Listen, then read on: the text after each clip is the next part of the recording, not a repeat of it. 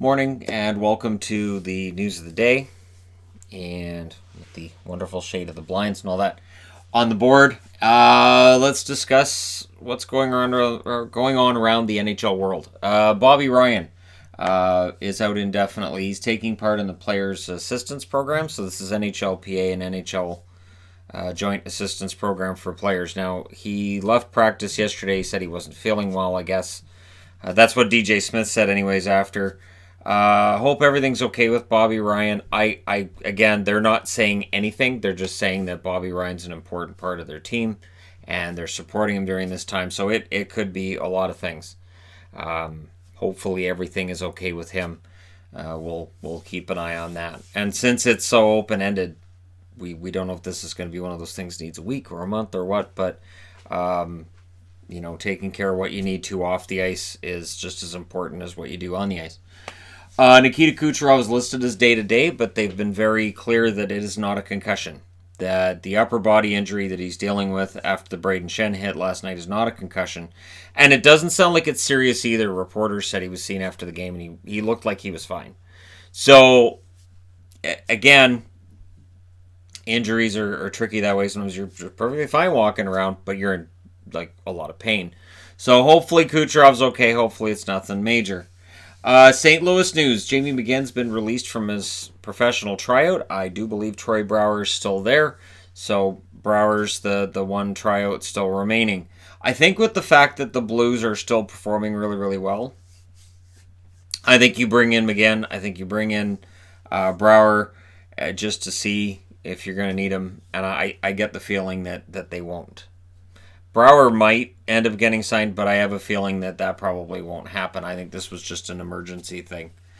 Nick Backstrom is out of tonight's game with an upper body injury. They're not saying much more than that, other than it's day-to-day, so it's not supposed to be anything major with him either.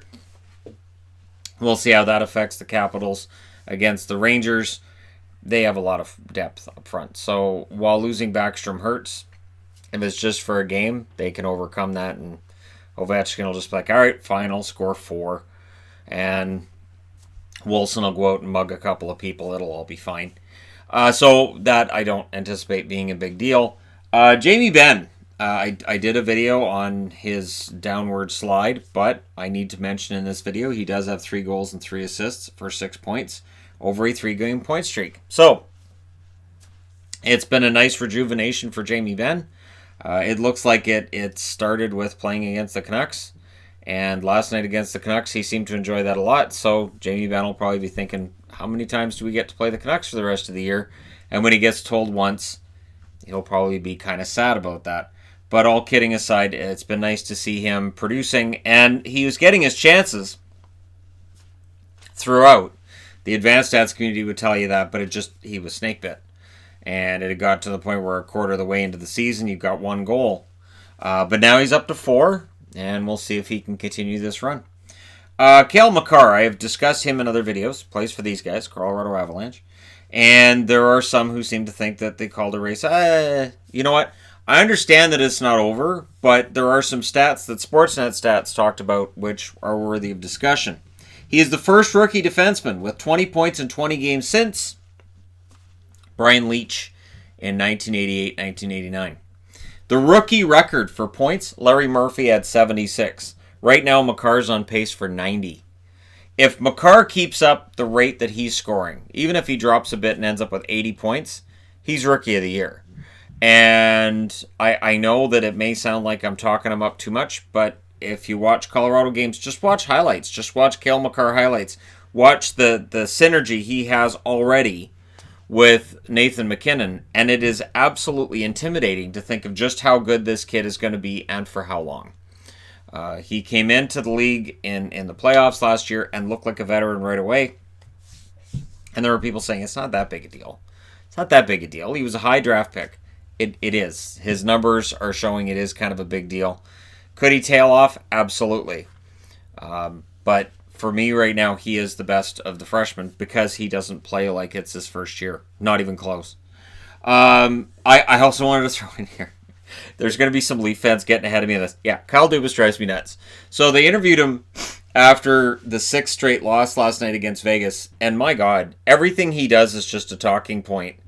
It's just, it almost feels like he's a robot. Like we're going to find out a few years down the road that he's one of these advanced Japanese robots that's been fooling us the whole time. I don't understand. Like, when they ask about this losing streak, he's like, well, I knew we'd have losing streaks, and I just wanted to see how we deal with it. Well, is anybody in any kind of trouble? Well, we're evaluating all the time, and you've got to evaluate this from top to bottom, blah, blah, blah, blah, blah, blah, blah. And it sounds exactly the same as a lot of the things he was saying after they lost to the Bruins in round one last year. It's really frustrating because, what drives me insane about it is that, and it's not just the abundance of media coverage. In this case, I think they're kind of right. I think Toronto is definitely in trouble, and I think you could make an argument for making a change somewhere. But it's the fact that he's driving along, everything's fine. He is the embodiment of the dog in the house that's on fire saying this is fine. He is the embodiment of that. Where it's like, okay, I've got a plan. All right, your plan's not working out. That's all right, we're going to stick to my plan. But it's not working. That's okay, we've got the plan. The plan isn't working. It's fine. We're 23 games into the season. We've won 9.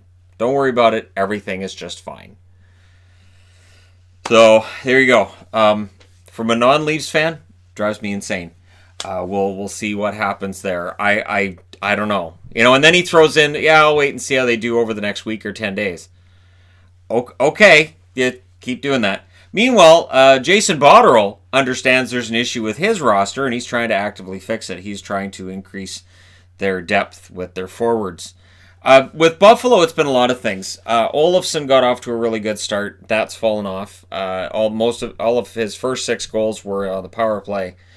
The power play went cold at the same time that he did. Casey Middlestad had a really good start to the season. That's gone. VC looked like he was hungry during the preseason. I think he's got 2 assists on the year. There is definitely a problem with forward depth in Buffalo, and I'm not sure that there's a quick fix because most teams with forward depth aren't giving it away. You might be able to make a call to Jim Benning and get Sven Baertschi. Sven Baertschi is worthy of getting time in the NHL. You just get the feeling once the Canucks are healthy, he'll be back in the American League. But I don't know how that would go for fixing things in Buffalo. And Jack Eichel's just got to be getting more and more frustrated. We talked a lot during the summer about Connor McDavid and how frustrated he gets with Edmonton spinning their wheels. Well, right now it's got to be a case where Eichel is really frustrated because this is 2 years in a row that it looked like Buffalo was breaking through and this is the year they're going to do it. And now it looks like they're frittering it away again. So at least the general managers out there looking for help. It's not going to be easy to find because, again, most teams aren't saying, oh, you need forward depth? Sure, we'll give you a couple of guys. Don't worry about it. We know you're good for it. Just take them and enjoy that. So, we'll see what ends up happening with Buffalo. And I don't have Vancouver on the board because I don't know what Vancouver does to fix things. I think their roster, they're going to have to figure it out internally because they don't have the cap space to do anything else. And last note, Jim Gregory passed away last week. Very renowned and well-beloved builder in the National Hockey League. And so the General Manager trophy will now be named after him. So it's the Jim Gregory General Manager of the Year award, something to that effect. And I think that's great. I think it's great that the NHL did that. And General Manager of the Year, if I was voting on that, I honestly would think Lou Lamoriello. Lou Lamoriello's done a fantastic job. I might be tempted as well to go with that McClellan guy in Washington. His job's been pretty solid. And maybe Mark Bergevin in Montreal because he's kind of stuck to a vision as well that took some criticism and it's worked out pretty well. So there you go. You guys are all caught up on news of the day for November 20th of 2019. I also wanted to mention, I don't have Calgary on the board. I know there are fans in Calgary who are waiting for the other shoe to drop, who coming out of last night's game may be just as frustrated as Toronto. I've mentioned this a couple of times. I don't see Calgary being as dire a situation as Toronto. And at the same time, they do need to change something in Calgary. So rumors that Travis Hamonic may find his way out of town, that would make some sense. They've got to change something up in Calgary. So thank you to all of you for watching, and I also want to thank Anthony Garcia and Arthur. I'm not going to try the last name. I'm not. Navakuku. So we'll see. We'll see. That I'd like to thank those patrons for your support on Patreon. And thank you to everybody else who watches, likes, comments, if you sit through the ads, that kind of thing. Everything helps to support fellow YouTubers like myself with being able to do this and provide you guys with content every day. So thank you guys so much for watching. Don't forget to hit like and subscribe if you haven't done so already. I will talk to you again soon.